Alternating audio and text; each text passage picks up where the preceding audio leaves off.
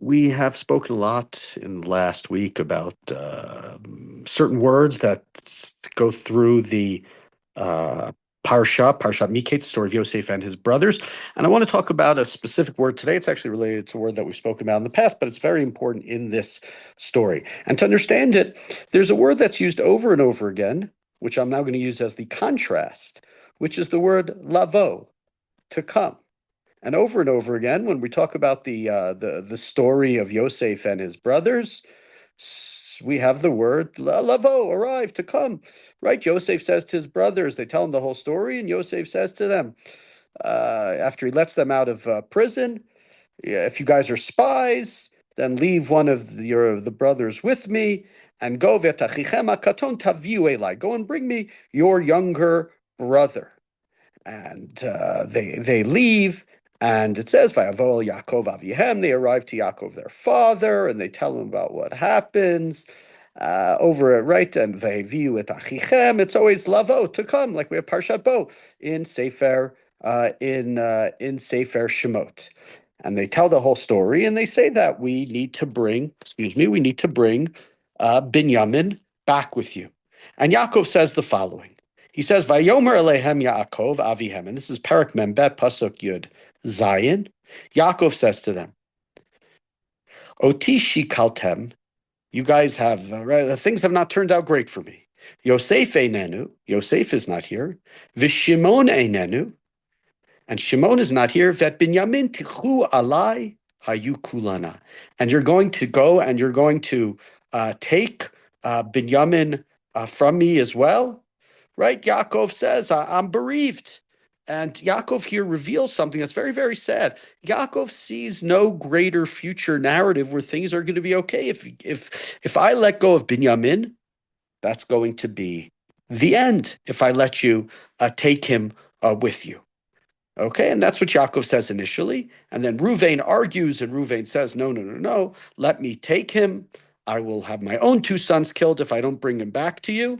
And then Yaakov says the following, Vayomer, lo yered b'ni imachem. My son will not go down with you. Ki achiv mate, his brother has died. V'hu levado nishar, and he alone is left from Rachel. V'kara ason baderech, and something bad will happen. Asher telchu bo v'oradatem et sevati biagon shaola, and you will bring about sort of my descent into Sheol, which is a word we talked about really in the book of Eov. It's like hell, the death forever, right? Yaakov says you will not go down, and we have this subtle change over and over again. Vayavo, vayavo, vayavo, and here Yaakov uses a different word, yered. I'm not going to allow my son to go down with you.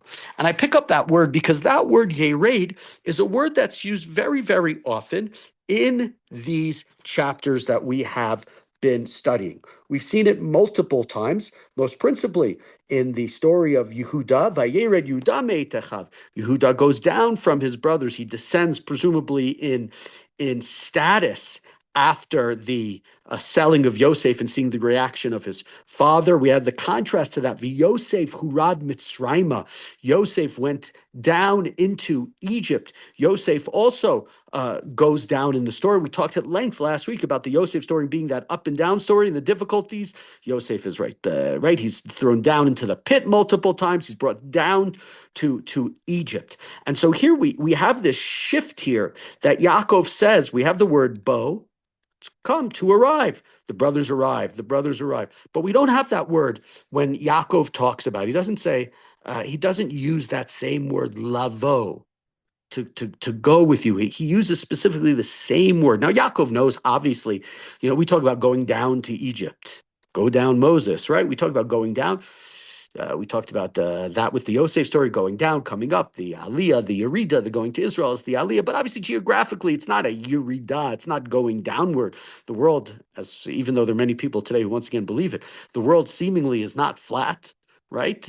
They're going south. They're not going down. But that's the word that Yaakov uses, and it's a word that happens over and over again. And in fact, a number of verses later, what does Yehuda speaks to his father? The famine has gotten worse. They've ran out of the food that they had.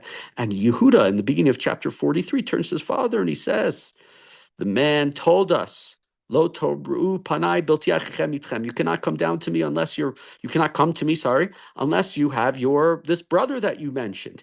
Im yeshcha mishalech et achenu itanu nerda v'nishbara lecha ochel. If you send our brother, then we will, again, same word, go down and we will buy ochel. We will buy food. Eincha mishalech, but if you don't send refuse to send Binyamin, lo nered. We will not go down with him. And obviously it's to Yehuda when Yehuda guarantees, and Yehuda says the following, V'em Yehuda Yisrael, Aviv, shilcha nariti v'nakuma.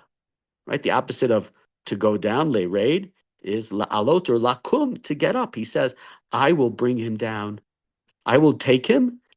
We will go down, and I will bring him back to you. That's what Yehuda says, and eventually, and with that, he confirms to his father. And this word that's being used over and over again in these chapters, the word le raid, to go down. Yaakov is scared. Yaakov is in a very, very difficult place.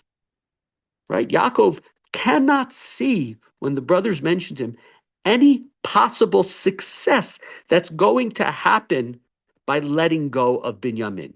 Yaakov refuses to let him go down, to let him go anywhere. And in a sense, what Yaakov is doing here, the Hasidic commentaries talk about, it's not just about going down somewhere, but it's sort of allowing Binyamin to venture out on his own into history. The word le'raid here, to le'raid, is sort of like to leave the protective coating, right? Yosef leaves the protective coating. He leaves his father, and he ends up going down into Egypt. But he, based on his intuition, based on his wisdom, based on his belief in God, he rises to the top. That's Yosef. Yehuda goes down. He descends morally because of his actions with Yosef. But this is Yered, Yehuda is entering sort of the story, his own story, when he goes and then with his sons and then gets rid of Tamar and then comes back. Yaakov he cannot risk Binyamin going in that way. He cannot allow Binyamin to go down. He wants to skip that. He's terrified of the idea of Binyamin going down. And so this idea of going down is not simply about it's not travel language. It's about entering history. It's about becoming vulnerable. It's about being subjected to forces you don't control.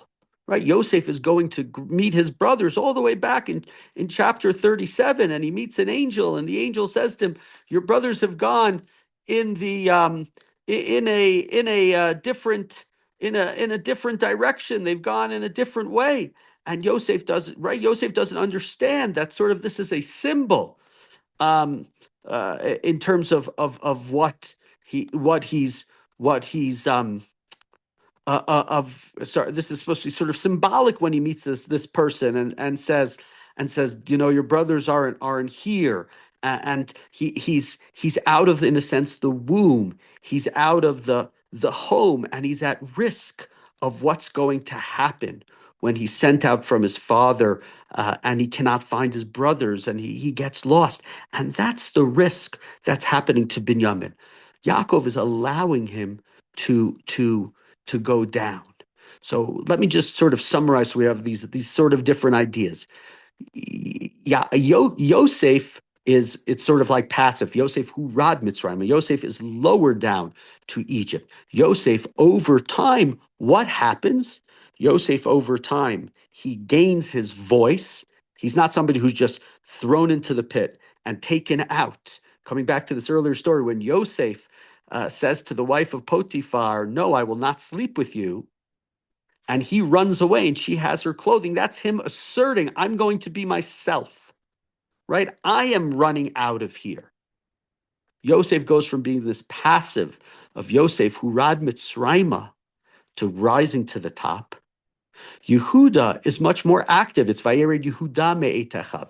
Yehuda actively, it's almost he voluntarily goes down because he morally recognizes that he's done something wrong and he has to step out of the family story, right? He leaves his family and Vayered Yehuda me'etechav, and he finds a woman and all, right? And then the whole Tamar story. Yehuda eventually, he returns back also, again, when he recognizes himself, when he recognizes who Tamar is. And so this word, Yered, to go down, is not just about going down to Egypt. It's about these characters finding a piece of themselves, going out, leaving the womb, leaving the protective the family, the protective tent that everybody eventually in life has to do it. Yosef's, unfortunately, is cast upon him. It's not something that Yosef wants to do. He's passive, but he grows into himself, and he's able to be, he's able to strive and to move forward. Yehuda almost like does it to himself, finds himself, does the tshuva, and restores himself. And Binyamin here, he's the only son who's not gone down. He's the only son who hasn't been allowed to step out of the womb, to step out of the tent. And Yaakov is terrified to send him out. And the moment that Binyamin sort of leaves that tent, leaves that protective coterie, he's no longer just this symbol and this future and the only remembrance that Yaakov really has for the future of his wife Rachel. And that's the worry. And Yaakov is so terrified. I'm going to go down to Shaol. It's going to be the complete erasing and deleting of my voice, as it were. Yosef went down. He's disappeared from the story. Shimon is imprisoned. He's, as far as we know, disappeared from the story. If Binyamin goes down, he's going to disappear from the story, which means Rachel is going to disappear from the story. And that's the key words again, coming back when Yehuda says, Nerda, will go down with him. If you don't allow him to go down, then lo nered, we will not go down. What Yehuda says is, Binyamin is not going to go down on his own. Binyamin is going down with us. We're going down together. In a sense, he's not leaving that family protective coding, even if he's going to enter into the story, right? Binyamin is never involved in anything. Binyamin is not with the brothers when they sell Yosef. And so this is the key moment, and this is sort of that the subtlety and the importance of understanding the language. And by the way, this is part of larger sort of Hasidic ideas. We talked a little about it. Yosef, you read Aliyah, going up, going down. And there's a pasuk, is it in Mishlei? We studied at some point, Sheva Yipol Tzadik V'kam, 7 times the Tzadik falls, he goes down, he has to yored, he gets into problems, the comment, but eventually he goes up. We understand that life is not this linear progression, that people have trouble, that people go down, that people make mistakes, that people make errors. We've talked about it so many times over the last number of weeks because it's such an important part of the book of Breshit. Let's say when we go back to Yaakov, when Yaakov is fighting with the angel, he's wrestling with the angel. If you understand that as wrestling with himself, wrestling with his own demons, about what he's done to Esav in the past before he's going to stand in front of Esav. There's so many people you have to go and you have to confront and you have to yered, you have to go down, you have to embark on something, and that is what is happening to Binyamin. Yaakov is terrified. Yaakov, unfortunately, is traumatized. Rachel is dead. He can't imagine a world. Yosef is gone. Shimon is gone. He cannot possibly imagine a world where Binyamin comes out of this successful, unscathed, comes back home. And so he doesn't want to allow that to happen. But Yehuda, by saying he's not going out alone, Nerda, we're going together, he changes the entire narrative, as it were. And I think that that's maybe the Torah, if we're understanding the language over and over again, Yered, Yered, Yered. What does Yered mean as the key component here? Let me say something with that as well. We're in the middle of Hanukkah. It's the 8th night of Hanukkah, or not the 8th night, it's the 8 days of Hanukkah. We talk about 8 days. We celebrate 8 days because the miracle, the candles, they lasted for 8 days.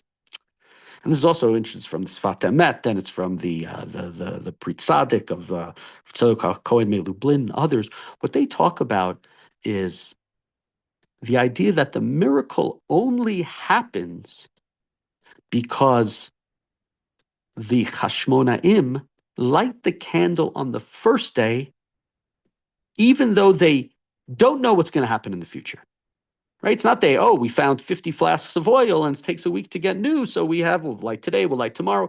They go and they light the flask of oil. And the way they explain it is sort of like they open the door a little bit because they have the intuition, and because they have the bravery, and they take the act, and we're going to light this candle. We're not going to wait passively. We're not going to say, well, you know what, we don't have enough oil and it's not going to come back for a week, so we'll wait for a week, and on the day before the oil is supposed to come, then we'll start to light the oil, and so this way it will be. That's not what they do. They go and they act. They enter, in a sense, history. They're not scared.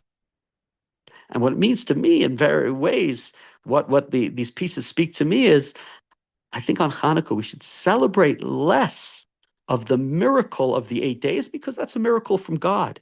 And we should celebrate more the bravery of the Maccabees, the willingness to light that candle, the willingness to not be scared, the willingness to say, I don't know what's going to happen in the future. Tomorrow there might not be lights. The day after that, it will not be lights. The day after that, there will not be lights. But that doesn't matter to me. I have to do what's right today. I have to step into it. I have to light the candle. And whatever's going to happen tomorrow is going to happen tomorrow. You act even if there's uncertainty in the future. That is what sort of Yehuda convinces Yaakov of.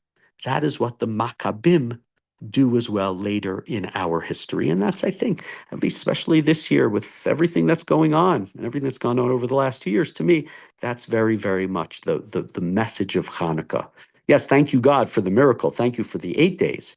But more so, we have to be, in a sense, the Maccabees. We have to be willing to enter into the history, into the uncertainty, we don't know what's going to happen, but ner da, yay raid, we're still going to go down. We're not going to be handicapped. We're not going to just say, I don't know if this is going to work out. We need to give it a shot.